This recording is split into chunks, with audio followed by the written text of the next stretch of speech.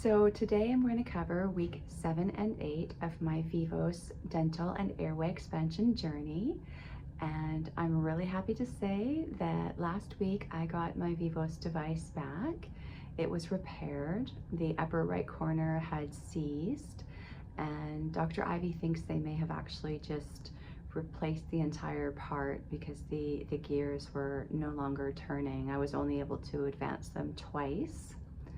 And I'm happy to have it back, and also really happy to say that before it went out for repair, she measured my transverse space, that's the arch across from my molar to molar, and it was 30 millimeters, so that went up by 2 millimeters.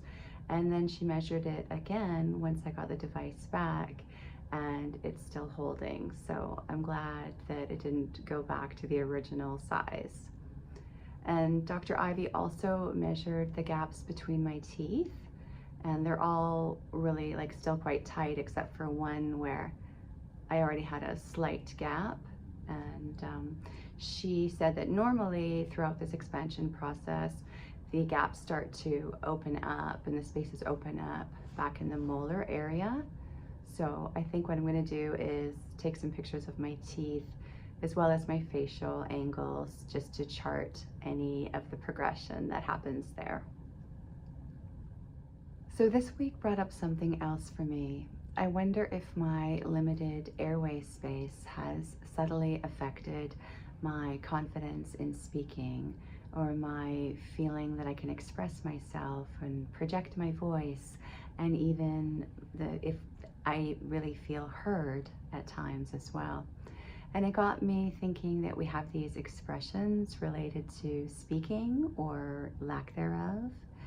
And there's things like it's on everybody's lips, or they have loose lips, or a loose tongue, or a motor mouth, or a big mouth for people who tend to speak very easily and very readily. So alternatively, for people who don't speak a lot, there's phrases such as biting your tongue, or holding your tongue, or being tongue-tied, or tight-lipped, or buttoning your lip, or zippering your lips, or clenching your teeth so that you don't say something that you want to say but shouldn't really say. So it would appear that we constrict our tongue and our teeth and our lips in order to silence ourselves. So what is it about tight muscles in that area that work to reduce speech? And I was thinking, because of my small airway, my tongue is always quite tight, and the surrounding muscles are as well, especially in the back of my neck, because they're maintaining a forward head posture to keep the airway open adequately. And I feel like there's a chance that that may have affected my comfort in speaking and expressing myself. Like my voice is a little bit strained and doesn't feel like I can project, and I wonder if I can really be fully heard and understood at times. And I understand that there's a lot to feeling like you can't express yourself, like on an energetic level. It might not just be a physical thing. And in my case, I had the extractions done and the orthodontics done unwillingly.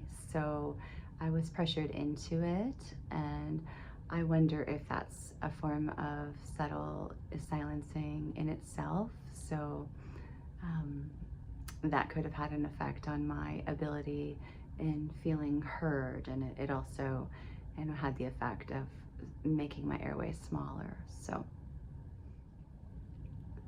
So I'm wondering if a more open airway and breath space will help me feel more comfortable in expressing myself and projecting myself and just embodying my own voice.